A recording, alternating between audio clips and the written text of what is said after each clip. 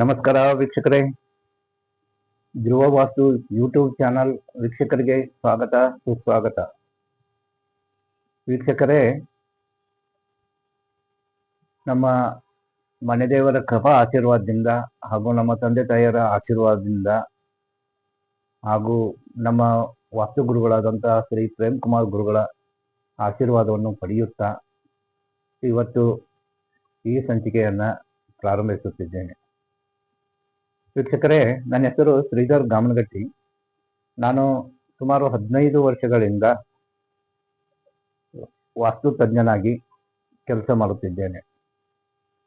ಈ 15 ವರ್ಷಗಳಲ್ಲಿ ಕರ್ನಾಟಕ ರಾಜ್ಯದ ತುಂಬೆಲ್ಲ ಸಾವಿರಾರು ಮನೆಗಳನ್ನು ವೀಕ್ಷಣೆ ಮಾಡಿ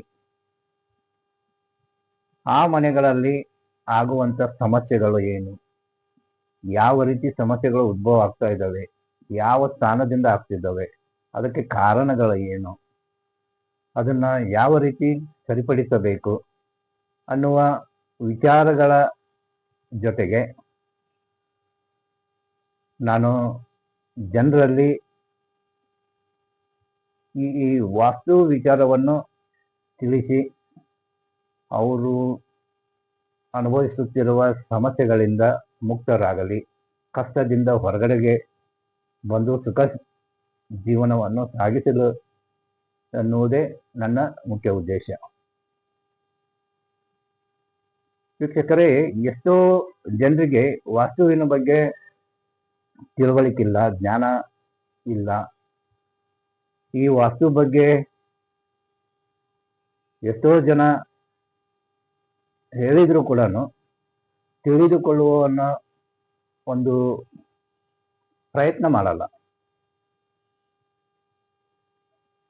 ಅಂತ ಜನರಿಗೆ ಈ ವಾಸ್ತು ವಿಚಾರವನ್ನು ತಿಳಿಸುತ್ತಾ ಅವರು ತಮ್ಮ ಸಮಸ್ಯೆಗಳನ್ನು ಬಗೆಹರಿಸಿಕೊಳ್ಳಬಹುದು. ಈಗ ವಾಸ್ತು ಅಂದ್ರೆ ಏನು? ವೀಕ್ಷಕರೇ, ವಾಸ್ತುಶಾಸ್ತ್ರವು ಪಂಚಭೂತಗಳ ಮೇಲೆ ಹುಟ್ಟಿದೆ.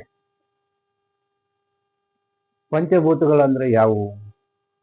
ಪೃಥ್ವಿ ಭೂಮಿ, ಜಲ ನೀರು, ಅಗ್ನಿ ಬೆಂಕಿ, ವಾಯು ಗಾಳಿ, ಆಕಾಶ ಬೆಳಕು.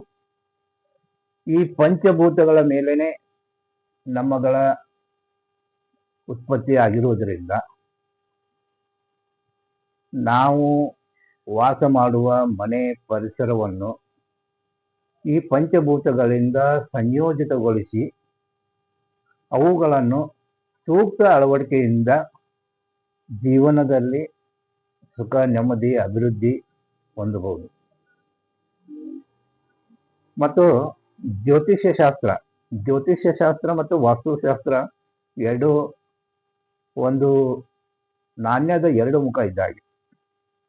ಜ್ಯೋತಿಷ್ಯ ಶಾಸ್ತ್ರ ಯಾವ ರೀತಿ ಅಂದ್ರೆ, ಜ್ಯೋತಿಷ್ಯ ಶಾಸ್ತ್ರ ನಮ್ಮ ಜನ್ಮ ಕುಂಡಲಿಯಂತೆ ಫಲಗಳನ್ನು ತಿಳಿಸುತ್ತದೆ.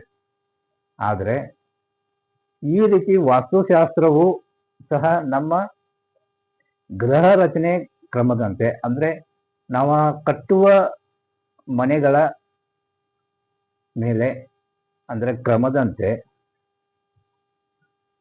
ನಮಗೆ ಉಂಟಾಗುವ ಫಲಗಳನ್ನು ತಿಳಿಸುತ್ತದೆ.